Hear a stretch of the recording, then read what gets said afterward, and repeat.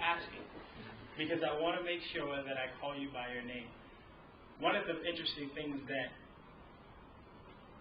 I find interesting with your speech is the fact that you use the computer.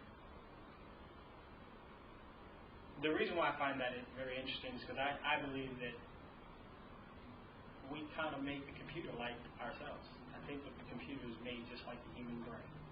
Whatever you tell it to do, that's what it's going to do. It's not going to do anything more or less.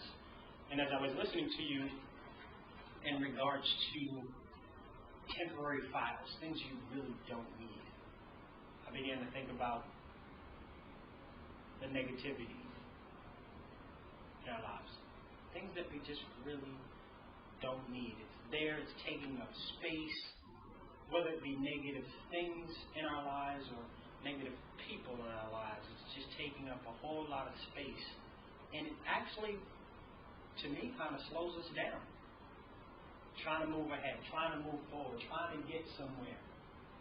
And all the negativity behind the things that you've been through, the past experiences, the doubts, the naysayers, all these things just constantly slowing you down.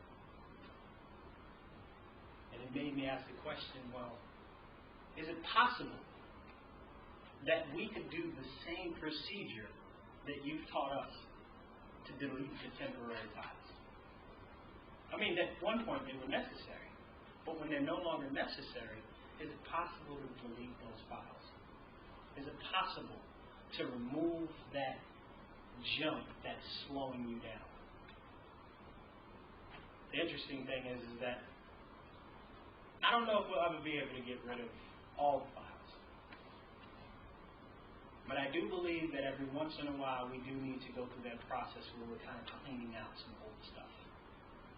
Removing some things that aren't necessary. Removing some things that would slow us down. Because every time we go through one challenge and we conquer that and we're trying to strive to another plateau in our lives, we're going to come up against something that is going to create a new file that's going to slow us down. But that file was, at that particular point, was necessary because it causes us to grow, it causes us to strive, it causes us to push a little bit harder, or a little bit stronger, move a little bit faster to get to where we're trying to go. And then after that point, we might have to delete those files. Delete that negativity, delete that doubt, that fear, that level of complacency, I would say, that keeps us where we are.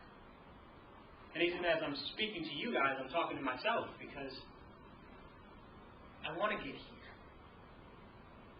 I want to strive. I want to be the best. I want to be great.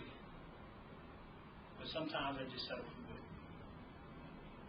And I remember a quote by Craig Valentine that actually he asked a question. He said, are you too good to be great?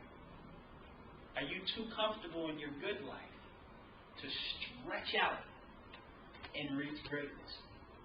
And that really, really resonates with me. Because oftentimes, in order to stretch out and reach greatness, we got to start deleting some files. That's a part of the process to get our process moving a little bit faster, to go a little bit stronger, a little bit harder. I want to stretch out and reach greatness, and I hope you guys want to stretch out and reach greatness. I hope that each and every day, each and every week, each and every month, each and every year, we would do a quarterly, weekly, monthly, yearly check where we are deleting some files, looking, is this necessary? Are these things necessary in our lives?